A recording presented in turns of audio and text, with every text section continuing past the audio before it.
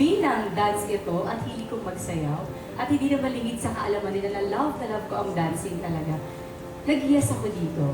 Akala ko hanggang dun lang na okay, sasayaw, tinignan ko kung sino yung okay, pero hindi pala. Ako pala yung mas natuto habang nanonood ako sa kanila. At sabi ko nga siguro ang ganda ng ginawa ng GMA kasi ang gusto nilang i-showcase dito ay hindi lang kami as a judge, hindi lang Alden as a host, kundi yung galing nila sa pagsasayaw. At palagi kong wini-wish talaga na each and everyone, gusto kong mag-shine sila. Gusto ko after Stars on the Floor, kilalang-kilala sila, gusto ko love sila ng tao kasi ganun sila kahusay.